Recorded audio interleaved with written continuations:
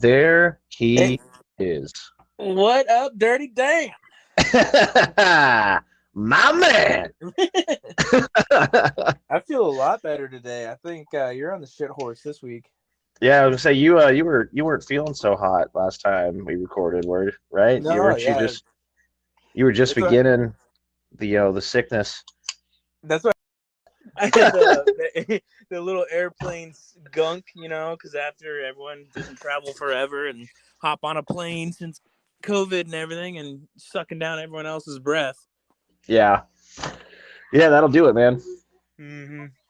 What about you? How you feeling today? You feeling a little beat up? Oof. Dude, I feel like I fought Joe Rogan with a hangover. Like me being hungover, not Joe Rogan. Hammer Um, dog shit, huh? Dude, I'm rough. And for those that don't know, I've talked about it before on my Instagram. Once a year, guys I train with, we do a winter overnight. We put on all of our gear, simulate like a real evac scenario, and we just get up to the woods, make shelters, sleep overnight, do some, patrols and stuff. Um, it sucks. Winter sucks, so bring a friend. Yeah, it was rough. It was uphill most way. My pack was way too heavy. Slept like crap. Came home tired and beat up, but it was good stuff. Glad I did it. I do it every year. I've done it for the last 2 or 3 years now, and yeah, it's eye opening. Definitely a humbling experience to be like, oh, hey, what did I forget? What do I need? How much stuff do I really need? Mm. And also a reminder that nature sucks. Yeah, what do you need to get more comfortable? What are those comfort things that you're like, man, I wish I would have brought it last time? That's how you Yeah, figure out. Wet wipes. yeah, yeah. Um, I know last year my shelter was a real basic lean-to, kind of just a A-frame um with some branches making the A-frame and wrap a tarp around it, right? And last year the problem was the tarp I had covered the back, but I had two sides that made like a triangles that I didn't have anything blocking the wind from, and I was freezing last year. I feel like I just didn't think about it. So this year took an e-tool, dug it out a little bit, leveled out my area, used the dirt to block the wind, put a ton of boughs there from the tree branches, and I was slept perfect. I slept really well. I was warm. I'll tell you that. Like I was warm. It's just I was sleeping on logs, so it felt like crap. Yeah, yeah. Welcome to So sleeping outside. yeah, yeah, for real. And it's like I had one of those inflatable pads, a Milsurp one. It didn't do any good. Mm. Uh, Never does. But anyway, I'll have a lot more of that coming up on my Instagram story here in the next couple of days. There you go. Yeah, it was good stuff. It's good to go out there and the thing is, I always go a little heavy when I pack for this, and part of me thinks like part of me is because like I don't want to game it, right? Yeah. Like in my head, it's one of those things where if I know I'm only going to be up there for a day and I know the certain circumstances, there's a lot of stuff in my pack I could throw out. There's a lot of stuff in my pack I could kind of game and be like, well, I don't need this. It's only one day, right? Yeah. But I like to go up there with my heaviest loadout as possible. Because my mindset is if I can do it in my heaviest loadout, I can do it in anything lighter than that. Exactly. Like if you can take the heaviest load I can give you, and then Exactly. yeah, and then you can take a lighter load, um, easier. That's what she said. Um, I was hoping you were picking up on this. but yeah, absolutely. So yeah, that was my thing was getting out there. I will say, after I had my pack, I didn't weigh it beforehand or anything, but I'm pretty sure I was carrying you on my back. Uh, and I get up to the mountain, and I brought my super lightweight Colt Sporter. It was my rifle with me with my carry handle optic on there. Mm. And my thought was, dude, my pack is ridiculously heavy. I'm bringing the lightest gun I have. Because like that 2 pounds really made a difference. Um, but yeah, it was a humbling experience. It was a lot of good. I will say this. So out of the group of guys I'm with, a lot of them are kind of older. Yeah. Only I'd say older. I mean, they're just older than me. So I'm 29, right? And I was the youngest guy there, right? So, and Yeah. some of the guys we had up there were 30s, 40s, We had two guys that are, or one guy that was in their mid-50s, right? So Dang. yeah, my thing to you guys out there is if you're under 30, you're in semi decent shape because I am nowhere in good shape. I'm okay, right? I'm a solid satisfactory on a PT test, right? Military standards. Sat high, low good, right? I'm joking around. I'm a little bit better than that, but still, I'm a little bit pudgy, right? I got some extra meat on my bones, but if you're in semi decent shape and you're not out there doing that, dude, you guys are getting smoked by a 55-year-old dude. All right, so suck it up and get out there and train. Like, put on a heavy ruck and go walk somewhere. Yeah. You need to be in shape. You will die. Absolutely. So yeah, anyway, moving on from that, that's why I feel bad. But anyway, Ohio's doing a lot worse than I am. Yeah, you have breathing problems, so do they. Yeah. It was funny too. My kid was sitting around walking around like a gremlin, and he's like, "Look, Dad, I'm your average kid in Ohio." I'm like, "Well, you are now." and not to make light of a really bad situation, but you got to find the happiness where there can be. But yeah, man, what a screwed up deal. I think the greatest way I've heard it described was we literally nuked a town with chemicals, and it was chemical castration. Yeah, we just nuked a town with chemicals and hoped for the best. And yeah, I mean, like I'll admit that, like, for me, when it comes to my preps, like I've always known a gas mask is important, but it's been very low on my priority list, right? Because I didn't imagine getting into a situation where I'm getting hit with like chlorine gas. I didn't imagine I was storming trenches, at the Somme. Back in WW Tube or other. I was imagining, like maybe like a tear gas thing or like riot control stuff, and I was like, I mean, I don't know.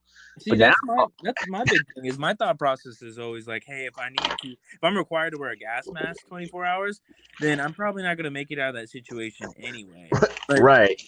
But now, see, and something like that, I'm like, maybe might not be a bad idea. It might not be a bad idea to get one. I've been looking into them a lot actually lately. Yeah. But I don't know. Also, you gotta remember, a gas mask is a huge plunge into it. Like it's a good amount of money to get a good one. Yeah, well, that's the thing. So I've been looking at some of the mirror safety ones, and on average, it looks like between the affordable ones are around $250-ish, right? If you want to get like the cool fast speed, like high speed bag with it, the see-through like front, like the actual glass screen, so you can run your nods with them. It can add up quick. That's just the mask. Yeah, that's not spare filters. That's not a bag. That's not anything else. That's just the mask and a filter that comes with it. Yeah. Because that's the other thing is filters. Filters have a life to them. They have a lifespan. My time spent active duty, I was in a command where CBRN stuff was very prevalent in my job, and that's the thing. Gas masks, they have a shelf. I mean, the filters, they have a shelf life. Opened or unopened, and if you don't storm correctly, things like that. Like it's a whole dive into this thing. It's like the guy that goes out and buys a radio and then starts learning about radios and realizes he needs like a bajillion other things for his radio. Oh yeah. Or just not the guy who's like, oh, I'm gonna buy a PVS 14 and then figures out he needs a laser, he needs IR, he needs everything. Yeah, same thing. So, it's one of those things, like there's tons of stuff out there, and anyone who's like looking into gas masks, do not get a GP5. Do not go get one of those Russian executioner looking masks. All right. For those that don't know, they're usually filled with asbestos, both in the mask and in the breathing material, because that cancer will kill you slower than the radiation you're breathing. It's kind of a trade-off. Basically, Russia was like mesothelioma, instant radioactive death. One takes 20 years. You're good. You'll be all right. Yeah. I don't think they have mesothelioma commercials in Russia. Were you in the Red Army somewhere between 1945 and yesterday? Who are you going to sue? You're going to sue yourself? You may be entitled to compensation, which is trip to Gulag. For those listening, that's my Russian accent. You're welcome. Anyway, so yeah, yeah, stay away from those. Do your research into it. There's surplus stuff out there. It seems like I'm not well versed in it. I'm not an expert. From the limited research I've done for milsurp stuff, it seems like there's some stuff that is okay to use, even if it's like military surplus. But you really want to try to go towards like the mirror safety stuff, from my opinion. I think especially for like the kind of applications we're all looking for, and realistically, the kind of money most of us dump into guns, um, $300 for a mask is not asking a lot. 300. Yeah, I mean, I think the one I was looking at was closer to like 5 or 6. Even then, the Yeah. kind of it's okay. So you don't go buy another Glock. You go get a gas mask. Here's also the thing on it too is that one of them, yes, you need a gun to survive. Don't get me wrong, but what's more important, oxygen, the literal thing you will die without within a matter of seconds, or some another gun, which you already have a few. Absolutely. That's one of those things like we were talking about like medical equipment, right? I would say it's an extension of medical equipment. Yes. Yeah. How we were talking about when it comes to medical equipment, you're more likely to use that than you ever are to use a firearm in a defensive situation, right? Yeah. So my thing is like, especially now with all these train derailments, which seem to be happening, I don't know, whether we're hyper focused on it because one really bad one happened, or, if it's not a common occurrence and it is just happening, coordinated, whatever, um, the likelihood now is kind of increasing that you might maybe need a gas mask more than you need that. train derailments on top of the tanker blowing up, on top of like all sorts of shit going on, dude. Yeah, I mean, it not, and just a little side note, conspiracies with Austin here. This is gonna be a new segment. Yeah, right. I definitely believe that it's some of these things are coordinated in a way. I don't know by who, I don't know to what end, but it just seems like it's so coincidental, right? There's too many coincidences here of so many things happening all at once. So many chicken factory places burning down, so many food processing places burning down, and it always seems like it goes in cycles, right? Like it's not like, oh no, there was a train derailment at this, and there happened to be this other industrial accident. These just happened to be. It was like 3 straight months of chicken places burning down, and then a break, and then like 3 straight months of whatever, and it's just like they just pick a category, and that's this month's thing. It's like what's the disaster of the month club? Dude, it doesn't even, and then now, UFOs, like it was going ham. Like we just saw a balloon, and now all of a sudden there's like 50 things in the air right now. Yeah. So it's getting little it's getting weird. So but yeah, so I think CBRN is definitely something that most of us kind of overlook. And I think a big portion of it is like, reasonably, we all kind of assume like, man, if it really gets that bad, I'm probably not going to make it anyway. Yeah. Well, I mean, we're talking mask here, right? You get any sort of mustard gas, chloride, anything on your skin, you're fucked. I'm sorry. So unless you have the money to invest in the full mop suit, you're kind of screwed anyway in that situation. This kind of situation where surprisingly you though, need gas masks is more boiling down to like, hey, there's an air chemical, there's a chemical agent in the air in your immediate area, and you're trying to escape. You're leaving the air. yeah. Little tidbit though, when it comes to should you be in a situation where you do need a CBRN suit, one, they're actually surprisingly affordable. Well, I'll throw that out there. Even Mirror Safety's got like a full kit suit for like under $200. Really?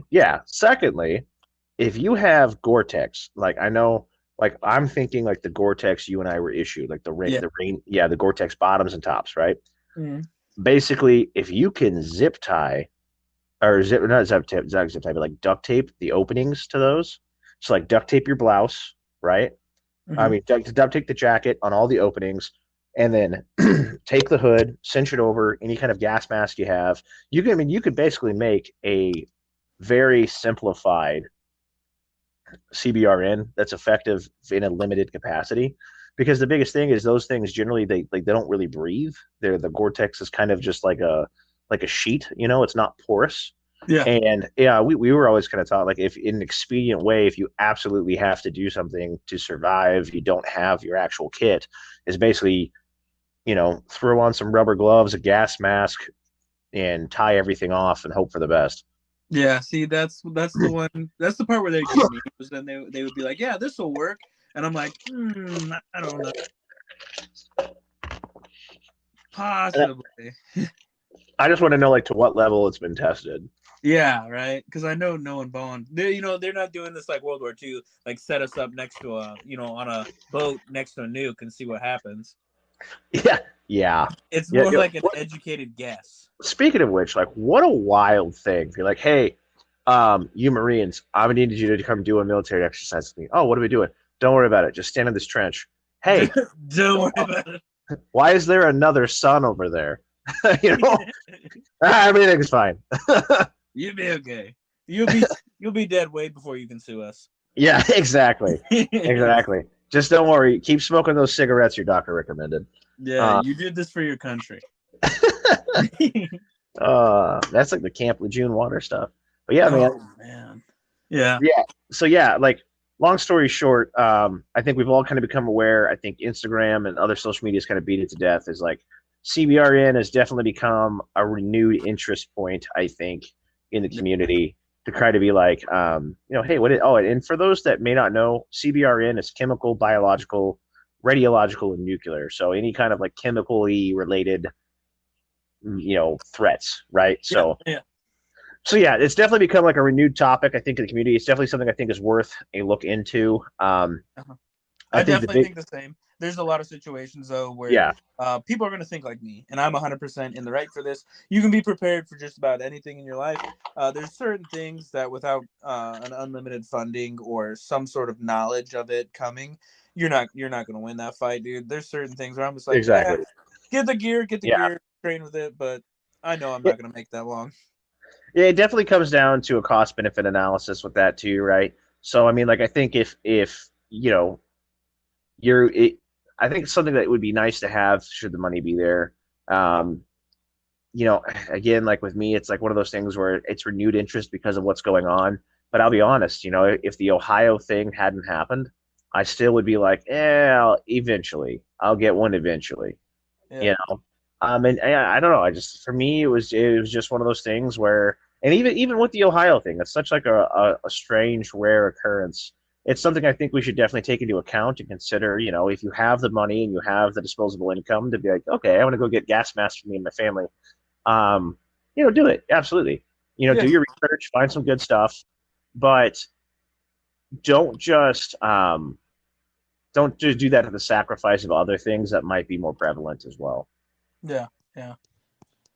Well, the thing that gets me on it is just the sheer fact of like, I'm prepared for a lot of stuff, man, and getting out into the woods is going to be a great idea for me and everything like that. But if something super harsh, chemical, mustard gas bombed all of Seattle, we're losing the entire population of Washington in a go. Yeah. Hey, you know what? My vote will count then.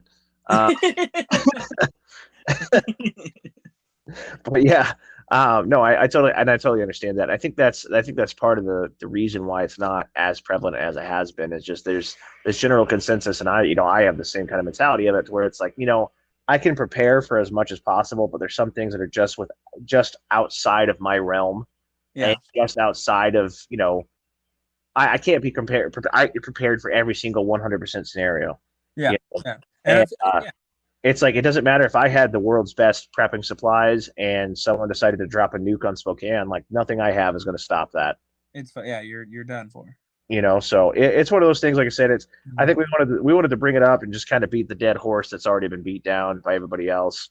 Kind of bring people's attention to it. There's some good stuff out there. Definitely do your research when it comes to looking for gas masks. Don't just go out and buy some BS com block thing because it looks edgy and memey. Don't be a Russian meme, but do your stuff. Do the stuff. Do the look it up. Figure it out. What's good, what's not. I know. Actually, it would be. It's funny. I wish I had my. I wish we should have brought my mom on the podcast. She knows a lot about this stuff. She would have actually been a really good one to talk to about this. But about chemical warfare? What was that? About chemical warfare? Yeah. About CBR and stuff. She's pretty well versed in like disaster response type stuff. She's a pretty cool person. She's got some background on that. Anyway, so moving on to our next topic. One of the things we were talking about is kind of the idea of like convoys. That's kind of our next topic moving into this. I don't really have a good segue, but yeah, our Yeah. next topic. Well, I mean, it's good because you just did that this weekend where you were rolling around doing patrols, things like that. So, I Yeah, mean, it's a pretty solid thing to keep in mind. I know Lucas Bockins was just doing like a book that he was reading, and he was saying that was really good. What was it? Do you remember the name of the title of it? I'm not sure the book that he was that the small unit tactics book Yeah, or Small Unit Tactics. Yeah. yeah, I know there's a really good one on Amazon you can look up. I think it's like $20. It's called Light Infantry Tactics for Small Units, and the cover is a dude all dressed in M81 with like a topographical map over it, and he does a really good job.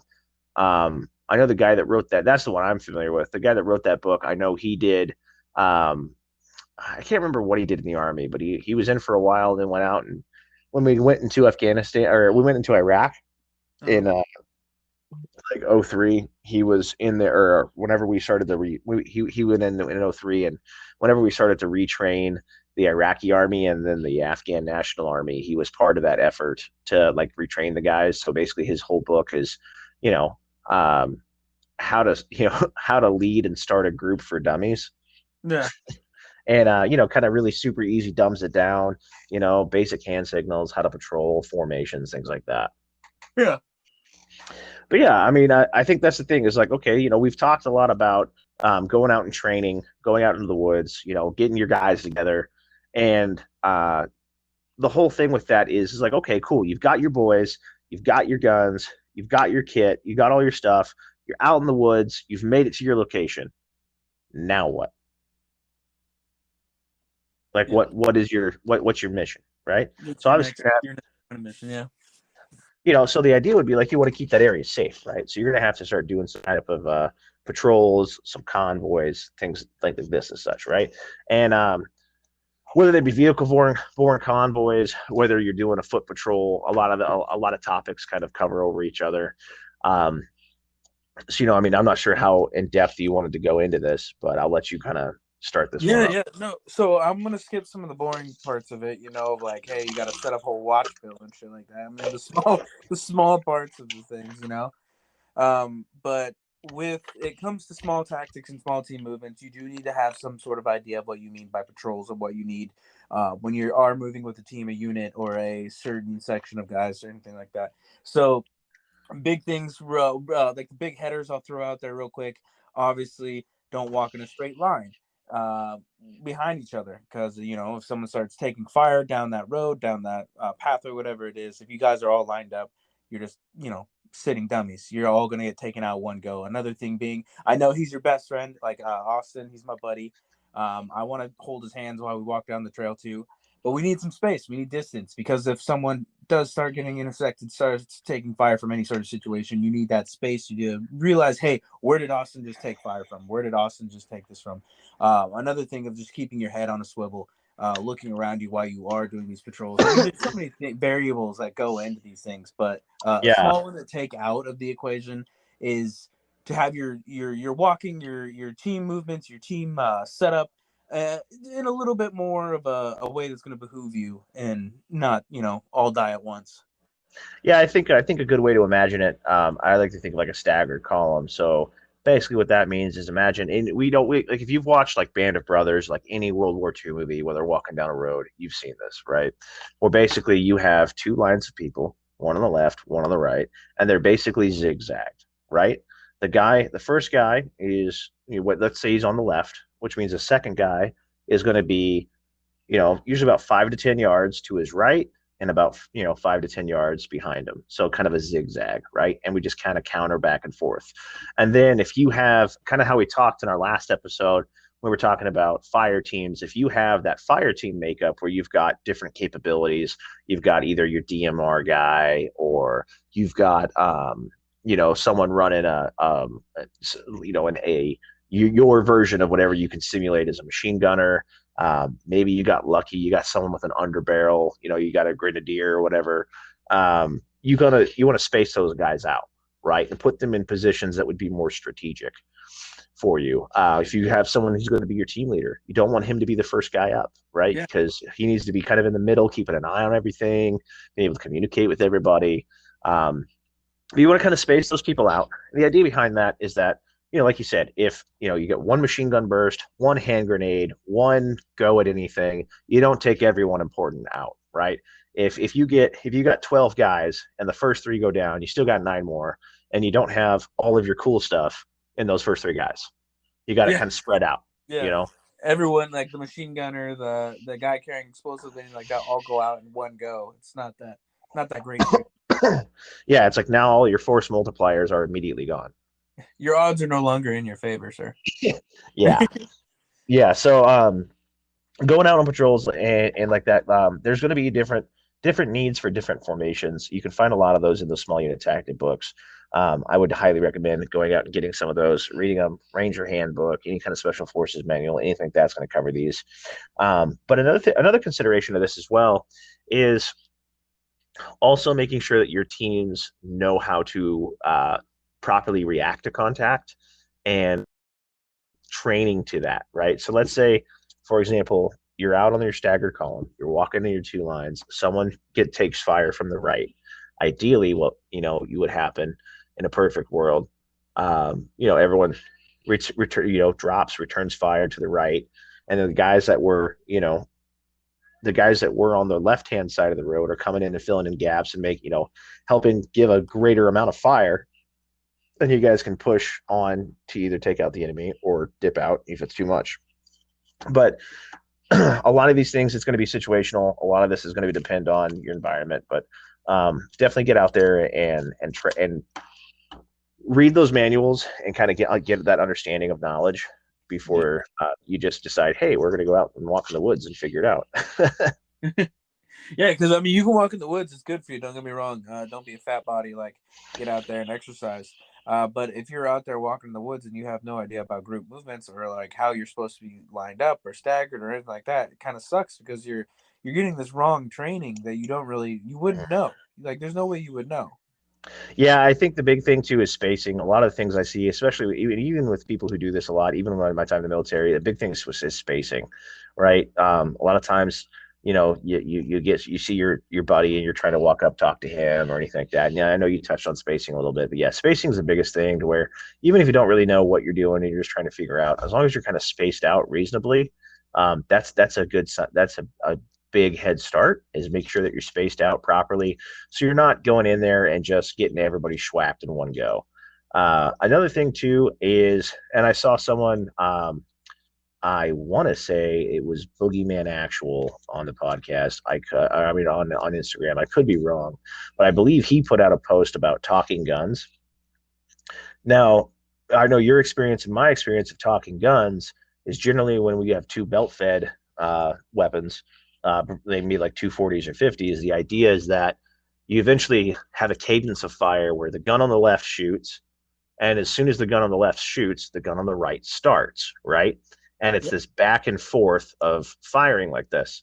Well, he applied it in the same way to tactical team movements, such as what are called buddy rushing, right? At least that's what I learned it as. Tactical, bounding overwatch, whatever you want to call it. And the concept behind here is, person A and person B are walking together and they receive contact. Person A on the left, he starts shooting, right? Person B starts moving because person A is providing covering fire. Person B stops and he starts shooting and allows person A to catch up to him. And you continue this process until they get up to wherever their objective is. And the idea of this is, like I say, person A and person B, they're out there walking in the field. They take fire from somebody, right? They're getting ambushed. They're trying to counter the ambush. Well, the guy shooting at them doesn't want to get shot any more than they want to get shot. So if they're shooting at him and keeping his head down, they can continue to do that, trading off as they move, and it makes the enemy gunner kind of play whack-a-mole, going back and forth between the two. And so his concept of talking guns was just basically applying that same knowledge from the machine gunner world, but putting it into the small unit setting, to where basically you don't I know a lot of us that do that are familiar with the idea of the person shooting yells move, the person that's going to run yells moving to let them know that. They run up there, they get down, and they say set, and then you continue this process. And that's good to start when you're practicing and to get in the mindset of it. And I know you and I, we took some buddies out to go shooting and tried this out, and the communication just wasn't there. And for some reason, people will just kind of break down in that communication. So it's one of those things to where in the beginning, it definitely helps to get people to learn how to communicate and how to communicate in a loud environment. We don't all yell on a daily basis, so some people get kind of intimidated by that. So it gets you into that familiarity with it. But the big thing is, if you do it long enough and you do it with the right group of guys long enough, you should be able to do it non-verbally the entire way. Someone could pop off a round for training, someone can fire a round, everyone drops, start shooting. As soon as one guy goes, all right, I'm moving, he just gets up and goes, and he knows that he can go because he can hear the shooting starting, right? And as soon as he hears shooting stop, he drops and he gets shooting. He starts to shoot, right? And that's the idea of a talking guns and a bounding Overwatch situation, is that you get this back and forth, and it, like I said, it forces the other gunner to play whack-a-mole with where to go. Yeah. It also just keeps them down in cover. You have that constant gunfire, because if everyone starts shooting at once, right, what's going to happen? Everyone needs to reload at once. So it's good to have that cadence of fire. That way, when one person is up shooting, the other person can reload, things like that. And speaking of cadence of fire, I think that's one thing too to talk about. I was thinking about this the other day. We were talking about what we want to cover in this episode. And when it comes to cadence of fire, I know a lot of us like to be super high speed and like to be T-Rex arms and do our build drills and get, 6 rounds on a headshot in a third of a second. Obviously, that's an exaggeration, but you get where I'm going with this. And that's cool and all. That's great. That's good training. It really is. And for an EDC concept, being able to get up and get those rounds on target, something like that, fantastic. But sometimes what winds up happening is we take that and we transfer it over to when we're doing our tactical team movements, right? We're doing our covering fire. We're moving from point A to point B. You're doing I've done scenarios before where, we're all trigger happy. We just want to dump lead down range because of that, because we get that training and mindset. And we go 100 yards and we dump 3 to 4 mags, right? Because we're just super, super trigger happy. And we do this and it's like, well, crap, I only brought 7. Yeah. And I was just laying hate just to lay hate. Now, there's, depending on the situation, by all means, lay down that lead. But depending on the scenario you're up against, unless the other guy's coming at you with a belt-fed weapon, that may not necessarily, it may not be necessary just to start trying to simulate full auto fire coming back at him. Yeah, especially if you're by yourself, man. It's just by yourself, you got to really conserve what you got. A great example of this, and you guys can Google this or YouTube it if you want to kind of see what I'm talking about. There's a video that TFB TV put out on YouTube years ago, back when they had Miles on there more frequently. And it was interesting. They took a video where they did a modern rifleman squad. So they had just 12 guys, all with ARs, doing shoot and move drills, right? They shoot, they run, I'm up, he sees me, I'm down, they get back down, they start returning fire. And they're doing this drill, right?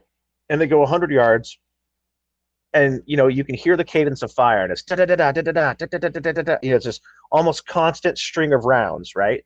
Everyone's packing 300 rounds of ammo. Everyone's got the ammo to burn, so they're burning it. Then they did the same thing with World War II reenactors, with M1 Garands, 1 BAR, and 1 Thompson, and then a 1919 Browning 30 cal machine gun as fire support. And the interesting thing was the much slower cadence of fire, where when it was with the AR guys, you got half of them moving and half of them providing cover fire at the same time. It was like bam, bam, bam, bam, bam, bam, bam, bam, bam, it was just constant. And then the World War II guys come up and it's pop, pop, pop, pop, pop, pop, pop, like very limited, not as much, 1 or 2 rounds to get the guy down, then moving up, right? And a lot of that's going to come with practice and be situational. But I think sometimes we can get bad training habits where we get these things where it's like, I just want to dump 6 targets, and you do like the Lucas Bakken thing where you're 7 yards away, you do your ready up with your AR, and you put 6 rounds and 3 targets super fast, right? Yeah. And that's great for that scenario, right? But when we're doing these buddy rushing things, sometimes it's not necessarily a bad thing to slow down and find that good pace that would still keep someone's head down, um, but not allow but that not make you run entirely out of ammunition. Because if you get to the end of that point, you're like, cool, I'm out of ammo now. This is awesome. I'm Uh, completely out of ammo. yeah, yeah, not a good day. Because again, we're not we don't have access to a military industrial complex like the military does where we can just fly in ammunition or get it convoyed in. We are stuck in a way to where whatever you have is what you got. And if that means you only brought 7 mags, well, that's it. So you gotta ration that, and you got to be aware of that. So getting that trigger discipline is pretty important, and being able to learn how to make your shots count, take your time, slow down. It doesn't have to be like the movies. You don't gotta rip and go. I think that's a big skill. It takes a lot of time to practice and a lot of time to learn, especially when we all want to be super high speed LARP operators. Yeah.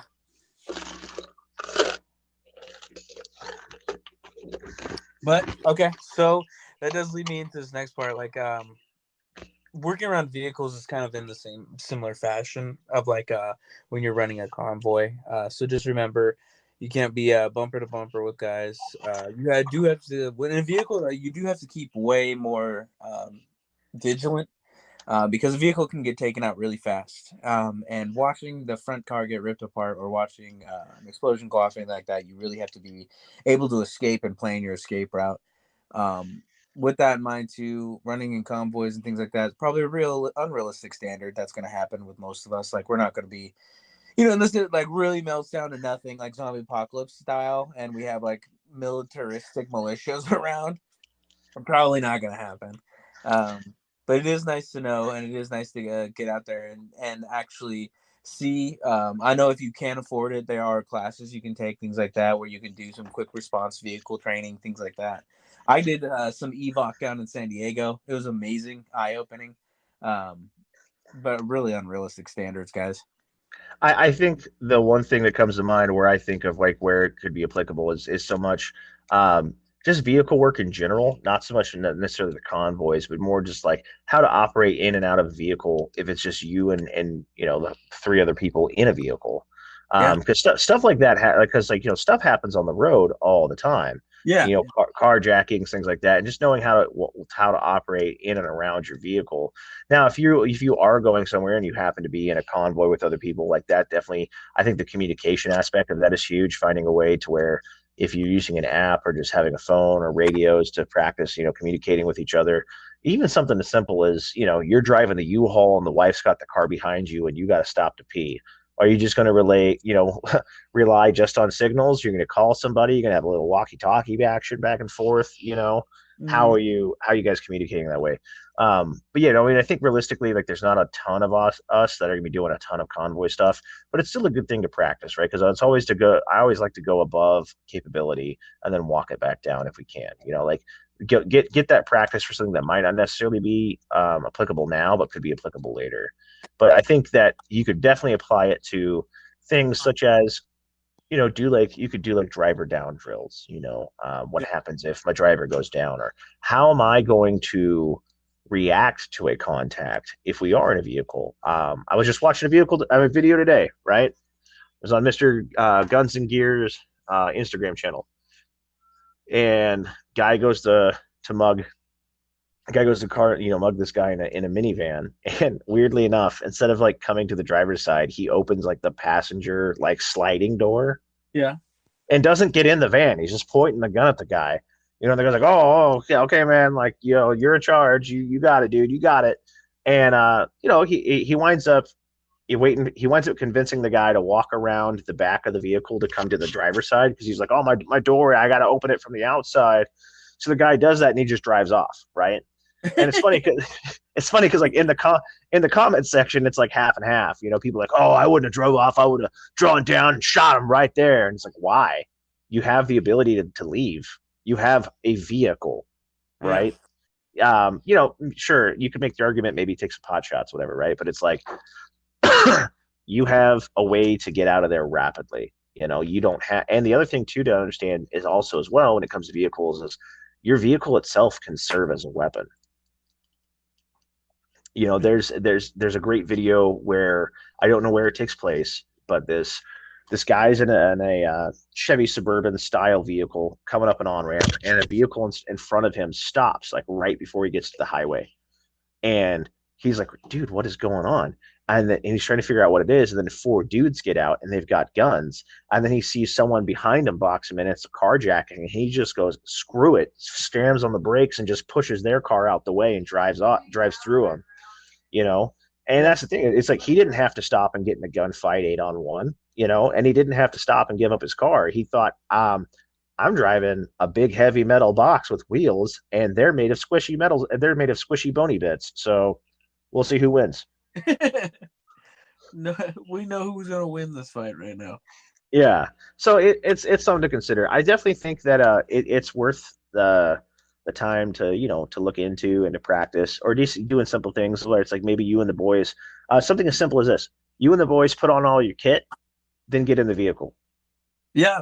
I actually did a training exercise with this not that long ago, where we were doing moving from the vehicle. So we were doing quick bailout from passenger side and what is it called? I'm having a brain fart. We fight the targets. Like we start shooting at the targets, right? I had a buddy that was with me. He sat down in the passenger seat and quickly realized he couldn't sit down because he had so much gear on his hips. Yeah. That's that's a thing to think about, right? Is like, so I'm a big fan of belt kit, right? I really like the light fighter style rigs, and I've got kind of my own configurations of some of those, right? But the realization is that if I'm going to go get in a vehicle, I can't do that with those gear sets because I can't sit in the vehicle, right? I've got like 6 inches of crap just hanging off my back. I can't sit down. So maybe a chest rig or maybe a plate carrier, right? But understanding that, like, hey, what are the limitations of your gear in a vehicle if you're going to wear it, right? Can if you're driving with a plate carrier, can you still comfortably drive? Can you still, if you have a pistol on your kit, right? Is it, if it's down on your leg like a drop leg, or if it's on your hip while you're driving in kit, can you still reasonably get to it? Is it a pain is it a pain to get to? Would it be maybe better served if it was in like a mag pouch on your chest rig or something, or on a chest mounted holster? Like, these are some kind of things that are more situational, but it's like you got to play with that gear a little bit to kind of figure it out, and you really don't figure it out until you go play with it. And and real quick before anyone starts shooting out of cars, I do recommend, if you are going to shoot out of a vehicle, that it not be your vehicle you're shooting out of. Don't be scared, dude. Find your buddy that doesn't care about his car. Shoot out of that one. Better yet, if you've got a place where there's a car available to train out of, that's fantastic. If not, be careful, be smart, and most importantly, when training around vehicles, remember about hide overbore. Always remember about hide overboard. Don't be the funniest videos ever where you see them just like blow out their hood. I have a good friend of mine that was at this training that I went to, who the back of his pickup, about 1.5 inches down from the top of the side rail, I guess you'd call it, on the bed of his pickup, has 2 conveniently placed holes where we were doing drills shooting over the bed of his pickup, right? Uh-huh. And he forgot about this hide over bore and sent 2 rounds through the bed of his truck. At least he shot his own truck. Yeah. And we still don't let him live that down. So, so definitely remember about hide over bore. Also remember to go ahead. It could turn into a real survival situation. You go from this moment where you're like, oh, I'm just going to the range. I'm going out to the woods to shoot. And now you shot out your tire. Fair point. Survival moment right there. Another thing too to consider too when you're working in and around vehicles, and I realize this went less from a convoy thing to more of a vehicle thing, but when you're working in and around vehicles are concealment, not cover. And what we mean by that is there's a ton of videos you can go out and watch. Vehicles are not bulletproof, right? If you like a door panel is not going to stop around, right? Someone shooting 5.56 is just going to go right through it. If you have to take cover behind a vehicle, the safest place to be is to behind an axle or the engine, because you just have the biggest chunk of metal between you and something else, right? Prefer. All right. Well, Anchor cut us off. Anchor cut us off again, so we're back at it. So again, I'd like to tell everybody this episode is sponsored by the Men with Green Eyes. As we mentioned before, they're an awesome night vision apparel company. Check them out. They got some really cool stuff. I'm a big fan of theirs. Type in Midtier 10, Midtier 10 for a 10% discount off for your purchase on there. Again, that's the Men with Green Eyes. We'll have the links in the description. Awesome people. And just remember, Men with Green Eyes is supporting this podcast, and this podcast has a brown person, so technically they are supporting Black business. Hey, you know what? That's yeah, happy Black History Month. Happy Black History Month. Well, welcome to me. Thank you for my white ancestors. I don't know where I'm going with this, so I'm gonna stop. This is going down a bad road. It's okay. I'm Black. I can say racist things. But yeah, just kind of like, last summary up of our vehicle thing. Vehicles are cover, not concealment, or concealment, not cover. If you have to hide behind them, hide behind an engine block, hide behind something heavy. But moving on real quick, I know we wanted to talk a little bit and see if you still wanted to talk about IR at all. Oh, yes. So I do want to dive into IR and camouflage, things like that, from the more than just the naked eye, but from the camera point of view, or from a sight mark point of view, which does not get enough love. There's not enough people talking about how truly hard it is to hide from modern technology. Yeah, I think one of my favorite memes out there is, the picture of like a guy under night vision. It's like how my target looks under it's like how I look under nods, and then it's just a dude, like, it's that skeleton that's glowing bright, and it's like how I look under thermals. Yeah. Yeah, actually, on this winter training thing, actually, one of our guys brought out the thermals, and I was thoroughly impressed. Even like a little simple, like little $400 FLIR unit, it was how well it could pick up heat from a distance. Yeah. And how easy it was to tell what an object was. It's insane, bro. I know there's a couple companies out there like Zed Tactical on Instagram. They've got a cloak that they do, and it basically looks like a ranger cloak from Lord of the Rings. And the idea is it's kind of like it looks almost like a wool blanket. And apparently from like the videos they've done, it does a fairly good job of blocking a heat signature, or at least obscuring it to be less, human-esque when you wear it. Yeah.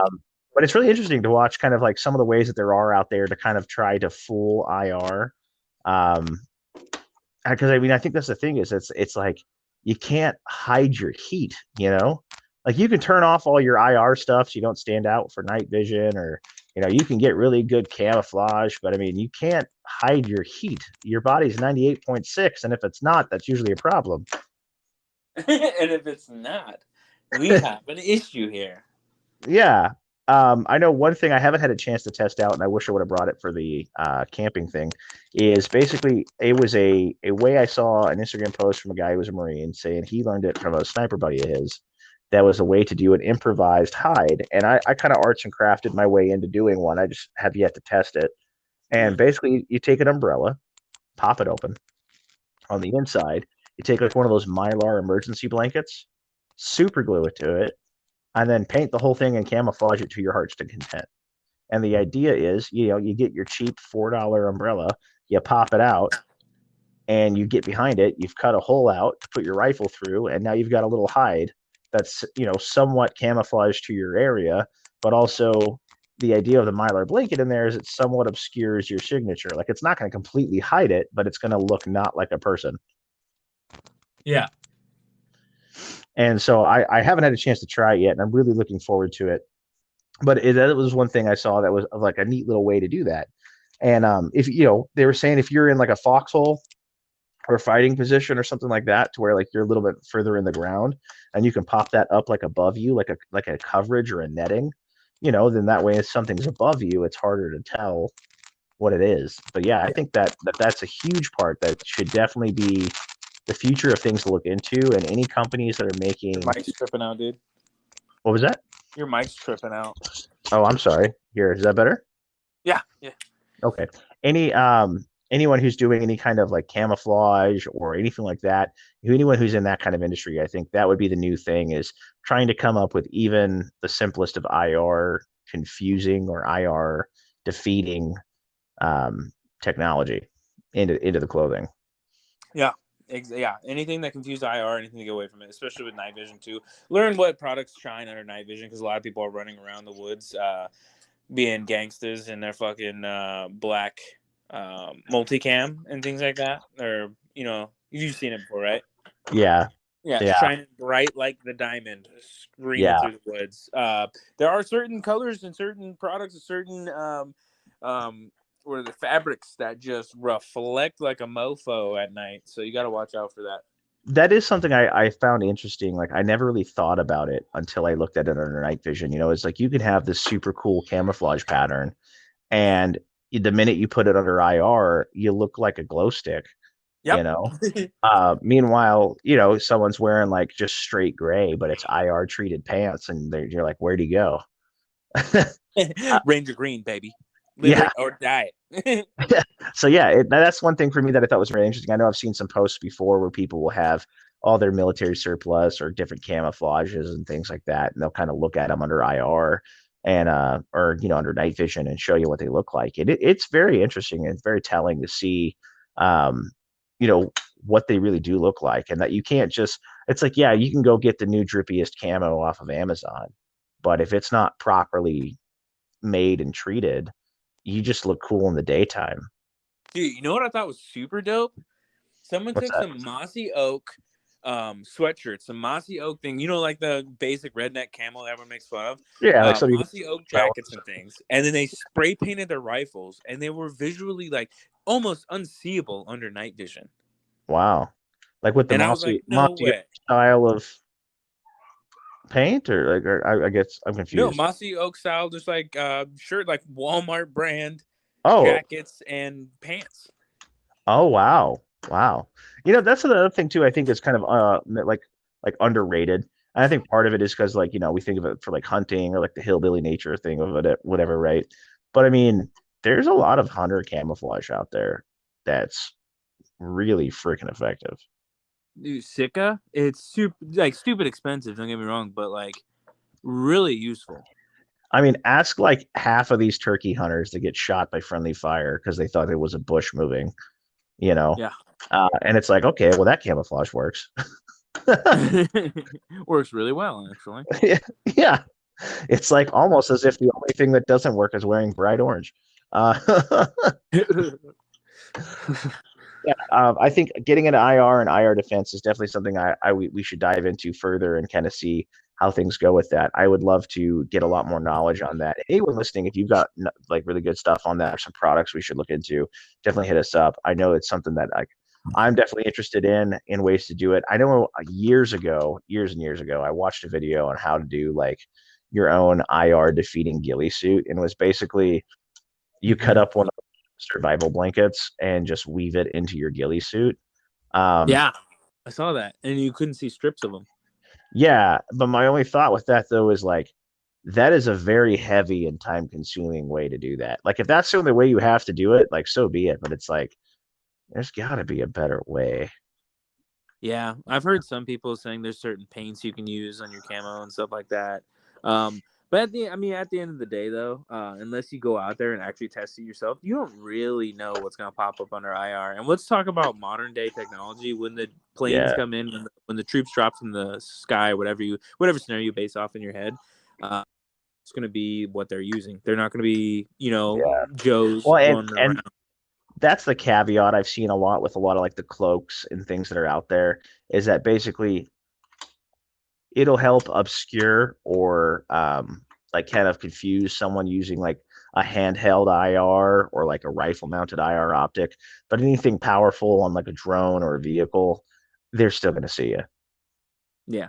So then that's one thing to consider. I know S2 Underground has a great YouTube channel where he did a video, long form video talking about IR, camouflage and effectiveness. And just like one of his things was talking about like learning the heat patterns in your area, like when the ground is really hot, when the ground is really cool, that kind of thing, to know the amount of time where you would least stand out to move, that kind of thing. Mm-hmm. Like when the ground retains a lot of heat, could you maybe crawl along the ground in certain areas, things like this, where you still stand out, maybe not as much, kind of deal.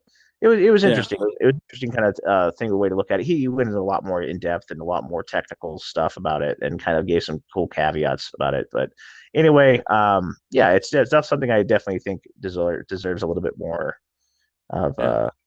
You know what I think would be really dope? We'd super dive into IR, things like that, and into night vision.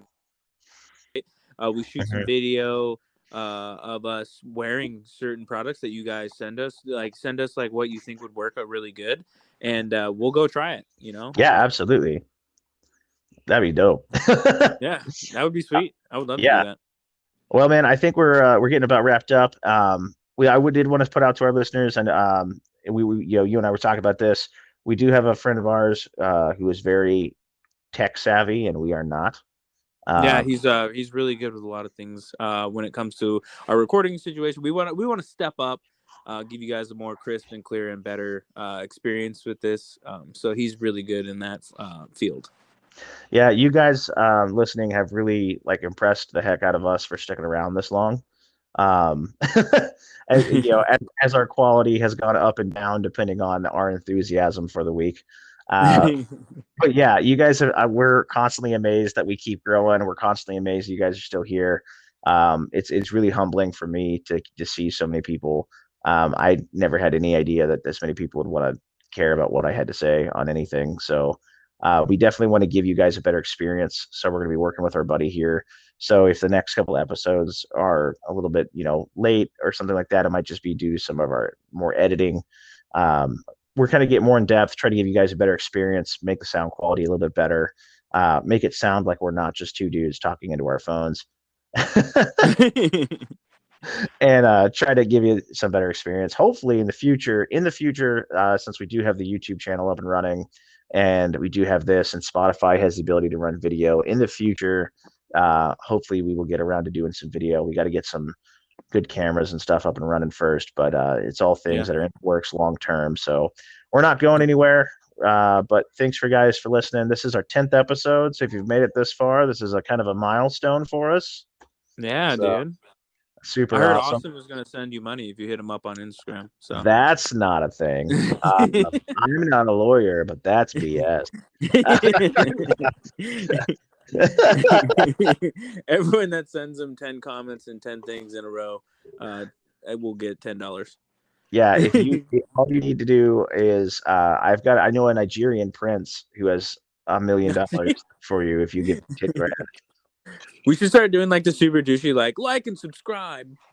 Yeah, hit that like button, and then hit the real like button. Go Hit subscribe. that bell. I don't know if you can subscribe on Spotify. I think you can like notify, however that works. Also, Mm. for those listening, that know how to hit me up on Instagram as well.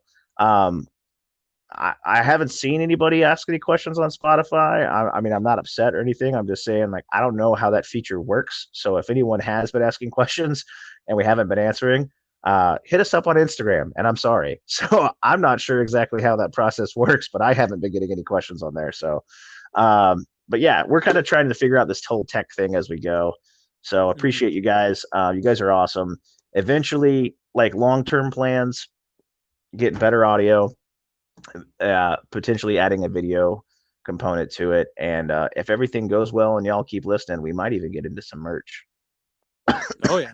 Yeah. So anyway, guys, it's been a great one. Thanks for listening. As always, this has been Mid-Tier Thoughts, and thank you for making it to episode 10. Absolutely, man. I hope you have a good night. I hope you get a little bit better. Everyone's mom stopped calling me. So I'll let that. All right. Talk to you later. Later. Bye.